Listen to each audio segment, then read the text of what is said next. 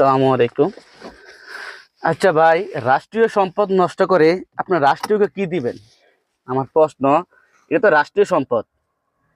এই যে auto rickshaw গুলা, গরিবদের অটো রিক্সা গুলা যে ভাঙ্গা হচ্ছে, যে একটা লোক যে বললো ভাই এটা আমার কিস্তির টাকা, এটা নতুন কিনছি, আমি আর আসবো না, এবারের মতো আমার মাফ করে দেন।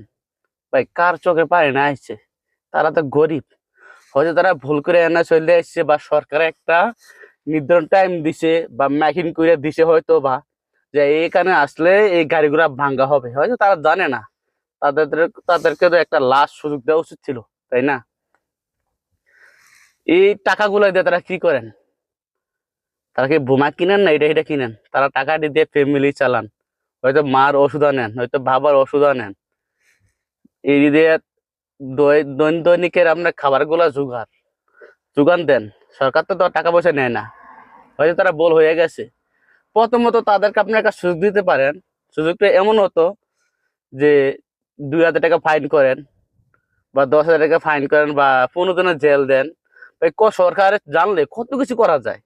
এই যে তাদের পেটে আপনার লাত্তি দিয়ে যে এই যে গায়ে নিয়ে গেলেন, অনেকে হার্ট অ্যাটাকে করছে শুনলাম। তো এটা কোনো ঠিক হলো? আপনার রাষ্ট্রীয় সম্পদ নষ্ট করে আপনার রাষ্ট্রকে কি দিবেন? তারা ভুল হয়ে গেছে, তারা হাতে পায়ে ধরতে আছে, আর আপনারা যারা দায়িত্বে আছেন, হয়তো আপনারা নতুন দায়িত্ব আছেন না, তো আপনারা হলেন মানে হাসিনা আমলের লোক। হয়তো আপনারা ভিতরে একটু ফটো মায়া নাই, হয়তো আপনার বলছে সরকার থেকে যে রিক্সাগুলো উচ্ছেদ করার জন্য, বা একটু আপনার ভিতরে একটু মায়া দেওয়া নেই? দেখি ভাই, মানুষের কাতারে পরে কাজটা কি করলেন? কাজটা কি করলেন আসলে? আমরা এই যে কোন এই ভিডিও গুলো দেখি প্রবাস থেকে, মানে আর কিছু করার থাকে না, পারি না ওর পাশে উইটাল দিয়ে গিয়ে আমরা পাশে থাকি। কিন্তু আপনার দেশে আসেন, দেশে বিপ্লবী সরকার গঠেছে, জনগণের সরকার। এইভাবে তো আর শেখ হাসিনা আমল এরকম করছে না। হয়তো অনেকে বলতে পারেন ভাই আপনার মায়া কান্না কেন দেখান, আপনি শেখ হাসিনার লোক। আপনি ভিডিও গুলো দেখেন, প্রত্যেকটি ভিডিও আমার শেখ হাসিনার বিরুদ্ধে আমার ভিডিও গুলো বানানো।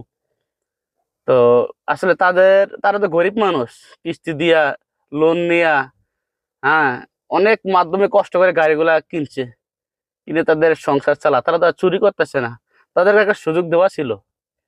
তাকে প্রথমত 10,000 বা জেলে নিতেন 15 দিন 1 মাস, হয়তো তার ঠিক হয়ে যেত। তাদের বুকে যে আপনারা আঘাতটা দিলেন, তাদের সংসারটা কে দেখবে? আপনি দেখবেন? যে কখনো ঠিক হয় নাই।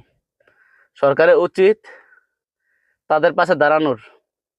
ডক্টর ইউনূস সাহেব, আপনার সারা বাংলাদেশের মানুষ আপনাকে ভালো বলতেছে, এমনকি আমরাও ভালো বলতেছি। আপনি আরো